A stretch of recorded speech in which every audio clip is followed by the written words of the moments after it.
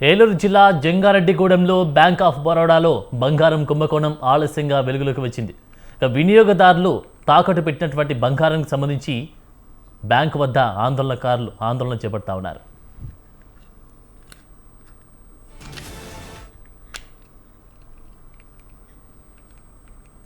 వినియోగదారులు తాకట్టు పెట్టిన బంగారం, నగలు బ్యాంకులో మాయం అయ్యాయనే వార్తతో కంగు తిన్నారు. వెంటనే బ్యాంకు వద్దకు చేరుకొని మా బంగారం మాకు ఇప్పించాలంటూ పెద్ద ఎత్తున ఆందోళన చేపట్టారు. బ్యాంక్ అధికారులు సిబ్బంది ప్రమేయం లేకుండా ఏ విధంగా బంగారం మాయమవుతుందని ప్రశ్నించారు. సమాచారం తెలుసుకున్న పోలీసులు బ్యాంకు వద్దకు చేరుకొని వినియోగదారులకు నచ్చజెప్పారు. అయితే వ్యాపార నిమిత్తం జంగారెడ్డిగూడెం బ్యాంక్ ఆఫ్ బరోడాలో గోల్డ్ లోన్ పెట్టి అమౌంట్ తీసుకుని వ్యాపారం చేసుకుంటున్నాను. అయితే మేము పెట్టింది 5 కాసులకు గాను 25 కాసులకు గాను 6 కాసులు మిస్ చేశారండి. మరి అది గోల్డ్ అప్రైజర్ చేశారా, బ్యాంక్ మేనేజర్ చేశారా, ఎవరు చేసినా తెలియదు. మాకు ఈ న్యూస్ 10 రోజుల క్రితం తెలియగానే వచ్చి వెరిఫికేషన్ చేసుకుంటే మా గోల్డ్ మిస్ అయిందండి. దీని గురించి మేము గత 10 రోజులుగా బ్యాంకు చుట్టూ తిరుగుతున్నాం. వారు ఏమంటున్నారంటే అందరికీ న్యాయం చేస్తాం, వెరిఫికేషన్ అయిన తర్వాత కానీ ఇదంతా చేయమని చెప్పేసి అంటున్నారు.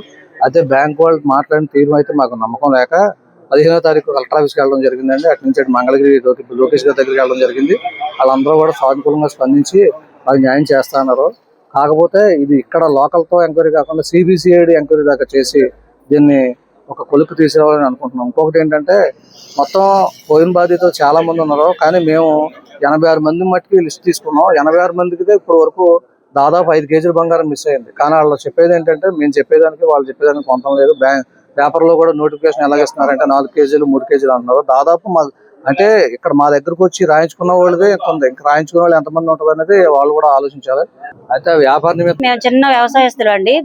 మా చిన్నకారు రైతులు అండి.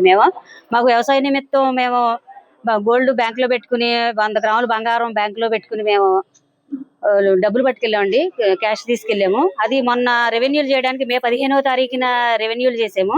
రెవెన్యూలు చేసిన రోజునే ఏమండి రాజుగారు మాకు బంగారం చూపించరా అని అడిగానండి. చూపిస్తే చూపించే పని లేదమ్మా, రెవెన్యూలే కదా మీకు చూపించక్కర్లేదని మా బంగారాన్ని తీసేస్తానికి బ్యాంక్ వాళ్ళందరూ కుమ్మక్కయ్యి ఈ బాధితుల బంగారాలు మొత్తం దొబ్బేయటానికి ఎవరికి కూడా రిసిప్ట్ కాగితం మీద మేనేజర్ సంతకం లేకుండా మమ్మల్ని మోసం చేసేసి మా సంతకాలు ఫోర్జరీ సంతకాలు చేసేసి మాకు ఇచ్చిన కాగితం మీద మారెడ్డి గారి సంతకం ఉందండి.